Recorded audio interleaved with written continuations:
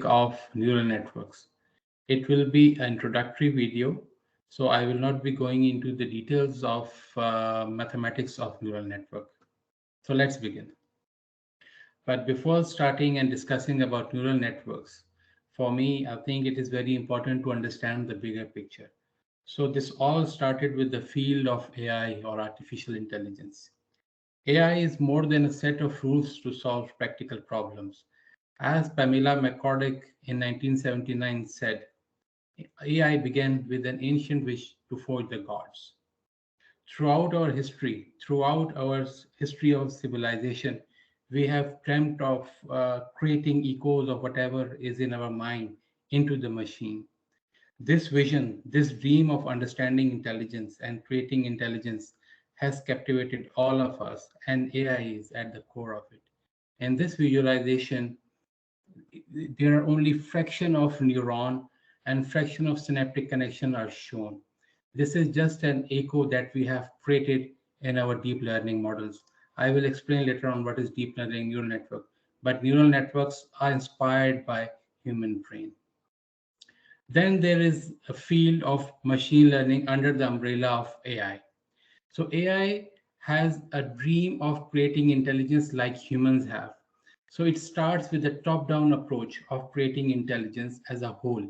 Machine learning, on the other hand, takes more practical approach. It chops down the task of intelligence. It takes this problem and breaks it down. So it's more of a bottom-up approach. It divides AI into smaller chunks, into smaller problems. For example, machine learning talks about understanding different categories of objects, differentiating between cats and dogs automatically, creating a system that can understand how human speech or a domain of natural language processing. So AI is a bigger umbrella, which is top-down approach, and machine learning is under the umbrella of AI that takes more practical approach, or which is bottom-up approach. Now let's understand in bit detail what is machine learning. So in traditional computer science scenario, when we are given a problem, usually we have the data with us. So let's say we are given with the data and we ask the programmer to code certain algorithm to get the desired output. For example, we have a bunch of numbers and we want to calculate some statistical measure out of that data. So programmer already knows what kind of algorithm he or she has to code. So data and program is at the input and desired output is at the output end. But let's say if I'm working in a domain of machine learning, we are not confronted with the same problems. Rather, we are sometimes a medical practitioner comes to us, to a machine learning system guy, and said, okay, let's say we have an X-ray image. We want a system that predicts whether this X-ray has pneumonia or not, or it's a normal X-ray.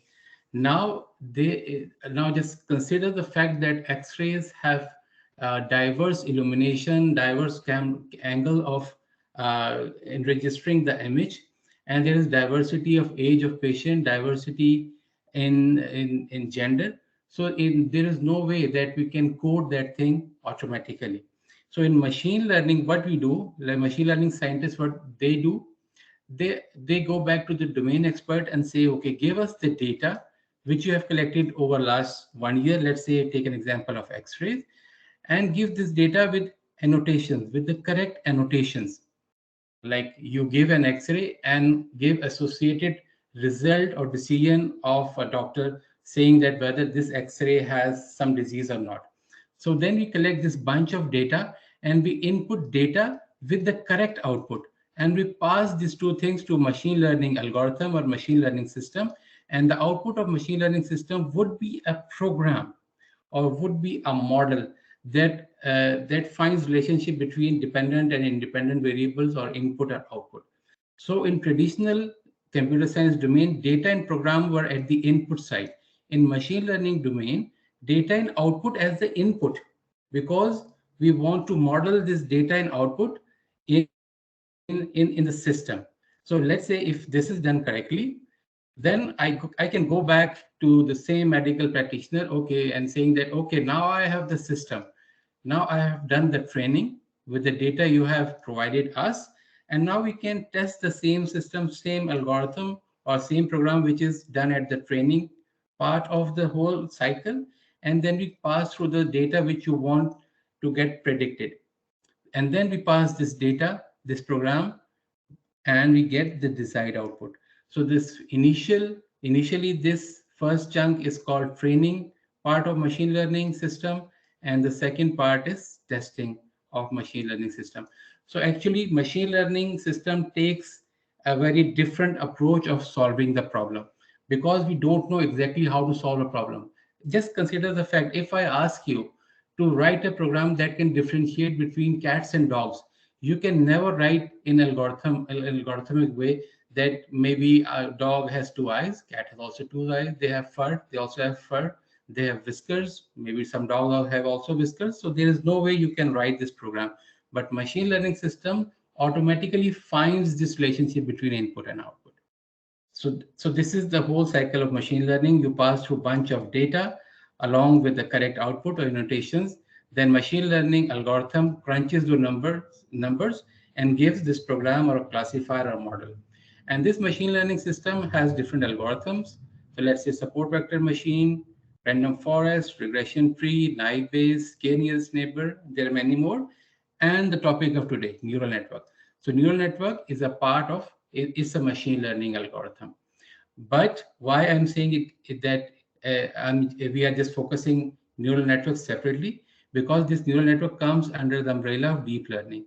So we are going like this. So AI is a bigger umbrella. Under AI, there is a domain of machine learning, and under machine learning, there are algorithms which are part of deep learning, and deep learning are actually neural networks, and deep means deep neural networks, means many more layers. We will discuss a bit.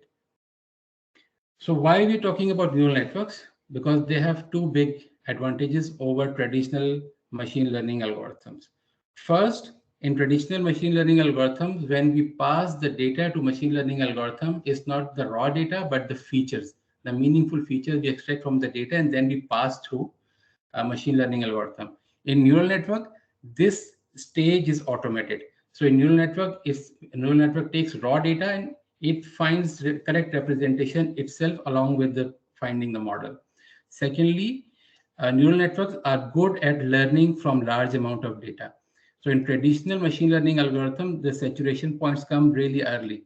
So they don't learn much even if we have more data. But neural networks keep on learning from more and more data. So this is big advantage, as today we are talking about big data and we have much more data, probably considering a decade before. So we need a machine learning algorithm that can learn from more and more data. So these are two big advantages of neural network. So before talking about neuron or artificial neuron, artificial neuron are inspired by biological neuron. So this is just a brief idea of how biological neuron works. In our brain, we have more than 100 billion neurons, and this is one neuron.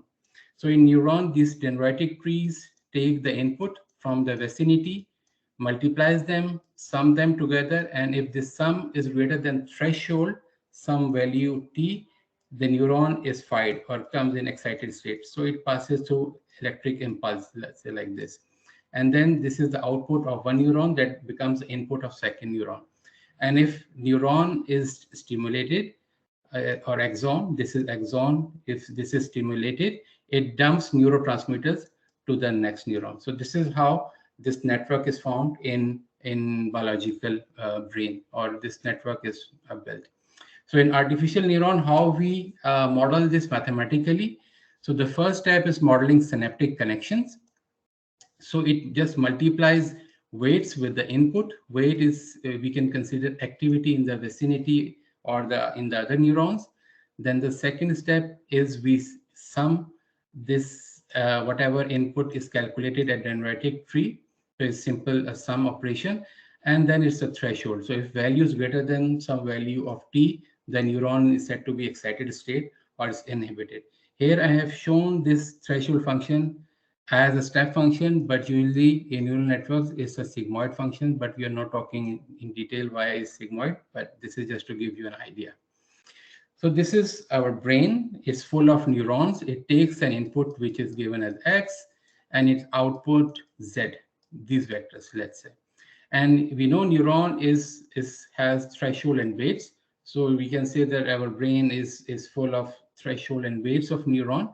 And how we can model it mathematically is that Z, which is an output, is a function of input X and these weights, W and T. Actually, T is also a weight. So we can say it's a function of X and W. So it's just simply, this is a neuron. And it's a collection of neuron becomes a neural network. So conclusion is output is a function of input vector or weight vector and threshold vector. And when we train neural net, we actually adjust those weights, these two weights, to get an output as close as possible to a desired output. So this is the output of a neural network or neuron, but there is a desired output, the correct output. And we want this Z to be as close as possible to that D or desired value. So in essence, neural network is a function approximator. Actually, all machine learning algorithms are in essence function approximators. So let's say the desired output, as I give you example of X-ray with pneumonia or no pneumonia. So desired output is given, we already know that is a desired output, and desired output again is a function of input. So how to calculate how good neural network is doing? Simply we can find the difference between D, desired output, and Z. Z here we have discussed, this is Z. It's a function of input and the weights, right? So this is how we can measure this performance P, and if D and Z are as close as possible, if they are identical in ideal scenario, then P would be 0, so it's a loss function. And the shape of this function is like this, but we cannot use this function because it's not differentiable. Again, I'm saying we are not going into mathematical detail, but this function is not differentiable because this is discontinuous over here, so we cannot find its differentiation. We cannot find its differentiation. So what we can do, we can just square this function, and if we square this, then this would be like a smooth version of the same function. Now this function is completely differentiable and has only one local minima, so it's perfect. Now, how to find these weights? We want to come as close as possible to this desired output, and we want to minimize this loss function. The only thing or the knob that we can turn to train neural networks are the weights. I'm not going into detail why I'm talking about partial derivative, but it's a partial derivative with respect to all the w's. We could have n w's. N could be 100, could be 1,000, could be millions and billions. And right now we have millions of weights. But this weight update rule is actually an optimization algorithm called gradient descent. This is simplified version of it. So this is simplified version of gradient descent. Again, I'm not talking in detail why I'm saying that, but by doing this, we will find optimized weight, which will make this loss function as low as possible, as minimum as possible. So this is a visualization of one neuron. So these are weights. Now I'm written theta, but actually these are weights. So weights get multiplied by input, then we sum them, and then we threshold them. And if the value is greater than the threshold, the neuron is excited, otherwise it's inhibited. And this is visualization of neural network. So this is input layer. So let's say these are raw pixel values from an X-ray image. These are two hidden layers. These are the same neurons as I have explained earlier. The output of these neurons are called activations. And this is an output layer. An output layer, number of neurons are actually equal to number of classes or number of concepts present in the data. So this is like a bigger picture of how neural network gets trained.